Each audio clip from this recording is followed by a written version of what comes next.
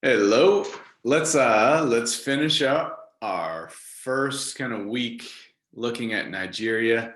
It is a complicated country, and so really, hopefully, what I want you to get out of really the whole week's activity is about all of the different things that are pulling the country apart, and then also the things binding it together. And what I want you to do overall is when you watch this is consider, would Nigeria be better off split into different countries or better off remaining the way it is? And there are definitely compelling arguments for both. So if you find yourself only coming up with um, answers that might support one side of those, I want you to challenge yourself to try to come up with some suggestions some arguments that might support the opposite side. Okay, so let's get Govy and let's talk about this. So we talked about, this is kind of where we left off in the last video. You can look at that.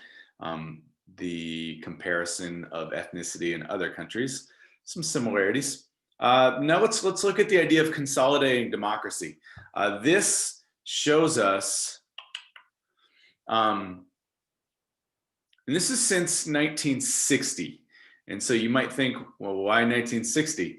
Well, 1960 was when Nigeria actually declared independence. So up until that, it was controlled by the British from 1860 to 1960. Before that, it was not a unified country. Okay, so let's look here. And what I want you to look specifically is in this middle column of regime. Civilian, military, military, military, civilian, military, military, interim, military, military, civilian, civilian, civilian. So what you can notice and kind of glean off of this is that they have not had much luck until recently of having a consistent civilian government. And that civilian basically means like a democratic government, somebody who does not represent the military but is democratically elected. And so Nigeria has been marred by multiple attempts at democracy and then military takeover. Attempt at democracy, military takeover. Usually what will happen is they'll have an election. Somebody from the opposing side will say, that election was fraudulent or does not represent the will of the people in one way or another. I am going to take over. And then there are certain instances where that person then ushers in the next election and then somebody else takes over, etc. So that is definitely, if you look here, these are the leaders of Nigeria in the past, but 60 years and multiple different regime changes. To put into context, the United States has had one regime change. Nigeria has had, I think, 8 different regime changes, right? The United States has not had a regime change, right? You've had elections, but you haven't had a different form of government. All right, so let's look next is this idea of specifically what has made this so difficult. What we've talked about leading in is Nigeria is a land of multiple ethnicities, multiple religions, multiple language. It is a land that is not bound together by really many common characteristics. So in 1960, when they declared independence, the British kind of tucked tail and left, and then said, you guys are now, what we're going to do is we're going to bless you with democracy. And we're going to say, you are now a democratic country, parliamentary actually. So that's, even if you remember back what it means to be parliamentary, it's even more difficult, which we'll talk about probably next week. But then they drew a border around Nigeria and said, you guys need to elect a leader and you need to come together and create a single country. And that happened for 7 years until this region, the Biafra region, said, we don't want to be part of Nigeria. And they tried to break away. The problem with that is, one of the problems with that is, this is the Igbo people. They are ethnically, this is where that ethnicity tends to live. And this is the Niger River Delta right here. And this is where most of the oil is in Nigeria, which we talked about. I'll go over it in a second, but we watched a little video on that recently. So the rest of the country says, well, no, you're with us. You are part of this country. And they had a civil war that lasted 3 years. Estimated up to 2 million people died. This is during the same time of the Vietnam War. So it kind of gets, in the eyes of the West, it does not really make the headlines. The British had, I saw that this is a pretty good article if you want to click on this. The slideshow is attached to Canvas. It's an article that basically is the shame of the British that they just declared neutrality in this. So they kind of created a mess and then backed away and let them fight it out. So then 1970, 1999, like what we talked about last time, is interspersed between democratically elected leaders and military takeovers. So if you ever have a question about a military coup, there have been military coups in Russia, we talked about, but really a coup d'etat, the prime example would be in Nigeria, these military takeovers of democratically elected leaders. Okay. Consolidating democracy. Let's talk about some things that have been obstacles and successes. The first thing is, let's talk about the 1999 Republic. So if we're going to go back here, if you look, this election, this person, Obasanjo, was a civilian. He was elected in 1999. This begins what they call the Fourth Republic. 1, 2, 3, 4, and those are the attempts at democracy. Okay, so the 1999 Republic, as that actually is a good sign for Nigeria, is there's lots of positivity coming out of it that imply it is becoming more democratic and more representative of the entire country. And we'll talk about how the institutions were designed to do that next week. The institutions were deliberately designed to be inclusive rather than drive the country further apart. But beyond that, it is the land of the coinciding cleavage. So let's look at obstacles that continue to plague Nigeria's democratic development, and then we can look at some successes and things that it can hang its hat on about what has ultimately contributed to a more democratic country. So the first thing is corruption is still a major problem. High level, low level corruption. Low level would just be like police officers shaking down citizens on the street, pulling someone over and saying, I can give you this, fine, or you could pay me off. I could take you to jail. You could pay me off. I've never been to Nigeria, but I've seen. It's my understanding that these kind of like shakedowns are pretty normal payoffs at basically any police-run station. Of course, I've never been there, so take that for what it's worth.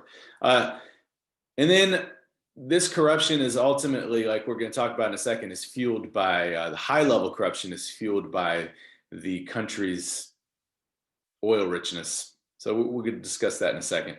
And then also something that has been an obstacle for it becoming more democratic would be politics are very regional. So you have a central government, but really there is all politics are extremely regional, and decisions are made at a very, very local level, which makes it the development of national institutions pretty difficult because you don't see this kind of legitimacy.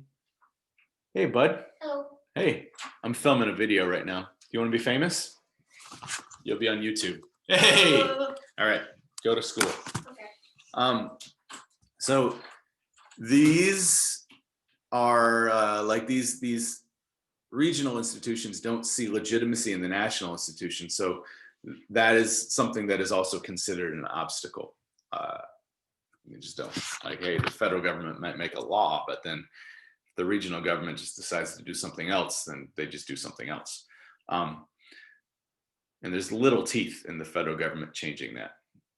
All right, but there also have been some successes. So one thing is the INEC is similar to the IFE, if you remember that in Mexico, which is a government or non-government organization, a non-partisan organization that monitors elections and attempts to promote transparency.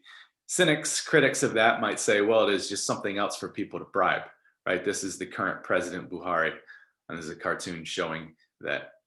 Yeah, I mean, if you convince the INEC that you won, then the transparency is out the window. And there's certainly evidence of that happening as well. But it is definitely a success story. You have to remember, like, think about where this came from, right? Nigeria is not a very old country, so just expect it to be a perfect democracy just because you set up the rules that it should be is naive, right? And the idea that the United States is a perfect democracy and it's been around for, over 250 years, it takes a little bit of time. Okay. Another thing, a great example of Nigeria becoming more democratic would be this peaceful transition of power in 2015. Up until then, 1999 to 2015, although there were multiple presidents, they were all from the same political party. And Buhari, the current guy, is actually represented a different political party. So that is, and there was no like dispute, or the opposing party did not say, I'm not leaving, this is fraud, I'm going to storm the Capitol or do something like that. They actually, a good sign in democracy is when you have a peaceful transition of power and you don't make claims that you won when you actually didn't, which they did in 2015, which is pretty good. Now, that being said, let's look at the election results, and you'll see that the results are still very regional, very regional. So if you look here, this electoral map shows, this is from the INEC, shows Buhari's vote share in 2019. So the darker, the more percentage of the vote he got, and you'll look up in the north, he got a lot more votes. In the south, he got very few, 0 to 25 down in here. This is where Igbo people live, Yoruba over here, Hausa and Fulani live up here. And they really much more vote. So it's very regional the way you look at it. And then if you look here, this is voter turnout. More people voted in the more Muslim northern areas who tend to support him more. So you look at that as well, which is shows how regional the election was. So let's go on to the next one, is the idea of how Nigeria has benefit and kind of been dragged down by its resources. First thing is it has joined OPEC in 1971, which has definitely helped its economy, which is the Organization of Petroleum Exporting Countries. So Nigeria sits on a pool of oil, and it gives a lot of money to the country, 9% of the total GDP. So everything that is bought and sold in Nigeria, oil makes up almost 10% of that number. 65% of the government revenue, that includes all taxes, all other state-run industries, and 65% of that money comes from oil. So that is a lot of money that goes to the top of the government, and it also creates, like we've talked about, that money doesn't reach the people to the point that they think it should, which is, this has caused, that much money has caused rebellions. It has caused, saying, hey, if you were this wealthy, why are we living, without running water? So that is a problem as well. And then you're going to say drawbacks. We watched a video yesterday that talks about pollution, the impact of Nigeria oil on corruption, like I just talked about. And then also it increases, because oil is so regionally localized, it increases this kind of regional tension, like oil's down here, which we talked about at the very beginning with the Biafra Civil War. Let's talk about Islam and democracy. This is the second, well, actually, we've looked at quite a few countries that Islam is a factor. It is a major factor in the Iranian government. It runs the Iranian government with Sharia law, which is Islamic law. And there are sections of Nigeria that support the idea of Sharia law. If you look up here, this is the north. Actually, there are Sharia courts, which we'll talk about next week in this kind of institutional piece. Islamic law exists in half the country, or the option for it exists in half the country. It's not supported by everybody in the north, but it exists in half the country as a way to appease them. But again, there are groups of people up there. There are Muslims in the north that don't think it should exist. There are Muslims in the north that think it should exist a little bit more. And anytime you're going to have extreme poverty, distrust of the government, corruption, in a country that is impacted by any religion, you're going to see religious fundamentalism that leads to terrorism, right? And so in northern Nigeria, you have a group called Boko Haram, who is kind of like the Islamic State, ISIS, or Al Qaeda, or there are other groups that their goal is to turn all of, not just northern Nigeria, but all of this region into one Islamic state that is ruled by Sharia law very harshly. And what they do is they terrorize other northern Muslim communities that they feel are sympathetic with the southern Nigerian government. In 2014, could be wrong, around then, early mid 2000s, you might have heard about the school of over 300 girls in northern Nigeria that were abducted by Boko Haram. Some of them resurfaced, a lot of them never have. And this is just one example of dozens and dozens and dozens of atrocities in northern Nigeria that the government of Nigeria is trying to deal with. So if you look back at, actually, just quickly, the current President Buhari, he ran on 2 platforms.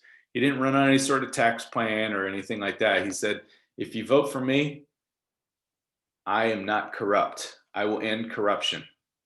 And actually, he has a track record of doing that better than most Nigerian presidents.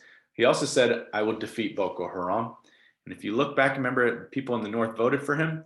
He is a northerner. He is Muslim. And that is his goal, to do those 2 things: end corruption, defeat Boko Haram. And since he has become president, he's actually definitely shrunk their land, their control in northern Nigeria. However, some people have criticized the tactics he uses. He'll go into a town where they are suspected Boko Haram members, and the military will round up the entire town and imprison lots of people with very little evidence. So that is, if you don't have a rule of law, then that is also a ding on your kind of democracy report card.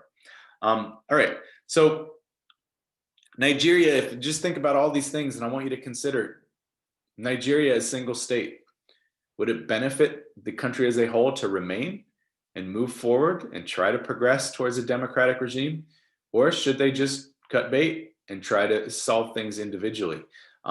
There are plenty of arguments. I look forward to hearing from you what your arguments might be about this. Okay, stay safe, everybody, and I'll see you when I see you, hopefully sooner than later.